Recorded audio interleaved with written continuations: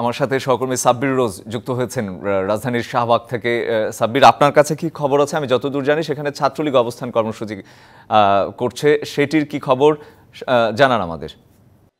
রঞ্জন, আমি আছি শাহবাগ মোড়ে, ঠিক শাহবাগ মোড়ে। এখানে আপনি জানেন আন্দোলনকারীরা গণমিছিল যেটি রয়েছে সেটি একটি পার্ট সায়েন্স ল্যাব থেকে কেন্দ্রীয় শহীদ মিনারের দিকে যাচ্ছে এবং আরেকটি অংশ যেটি প্রেস ক্লাব হয়ে দোয়েল চত্বর হয়ে রাজু ভাস্কর্য হয়ে হচ্ছে কেন্দ্রীয় শহীদ মিনারের দিকে অগ্রসর হচ্ছে। আমি ঠিক শাহবাগ মোড়ে অবস্থান করছি। এখানে ছাত্রলীগের কেন্দ্রীয় কমিটির সাধারণ সম্পাদক সভাপতি রয়েছেন এবং ছাত্রলীগের কর্মীরাও শান্তিপূর্ণ অবস্থান করছেন।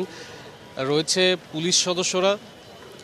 কঠোর নিরাপত্তা ব্যবস্থার মধ্যে দিয়ে আমরা পুলিশের ব্যারিকেড দেখছি ঠিক শাহবাগ মোড়ে, এবং শাহবাগ মোড় থেকে জাদুঘরের যে গেটটা রয়েছে সেখানেও পুলিশের কঠোর অবস্থান রয়েছে। এবং বৃষ্টির কারণে এখন একটু এখানকার সবাই একত্র হয়ে জড়ো হয়েছে।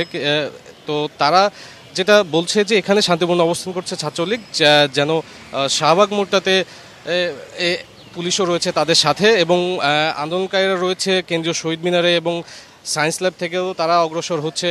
তো এখন পুলিশও রয়েছে এখানকার পরিস্থিতি নিয়ন্ত্রণের জন্য, এবং আমরা আসার পরে দেখেছি যে আরও অতিরিক্ত পুলিশ মোতায়েন করা হয়েছে এখানে, এবং এখানে পাশাপাশি রয়েছে ছাত্রলীগের বিভিন্ন কর্মীরা, তারা অবস্থান করছে।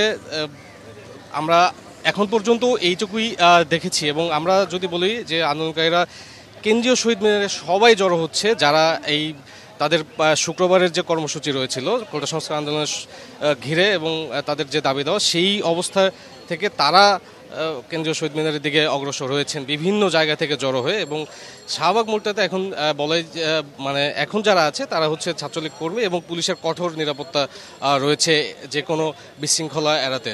তো এরই মধ্যে শুরু হয়েছে বৃষ্টি। তো এখন পর্যন্ত এই অবস্থানই রয়েছে, এবং পরবর্তীতে যদি কোনো বিষয় আমরা জানাতে পারবো। আমরা এখনও আছি তাদের সাথে, এবং আমাদের সাথে আইনশৃঙ্খলা বাহিনীর সদস্যরা এবং ছাত্রলীগ কর্মীরা এখানে অবস্থান রয়েছে।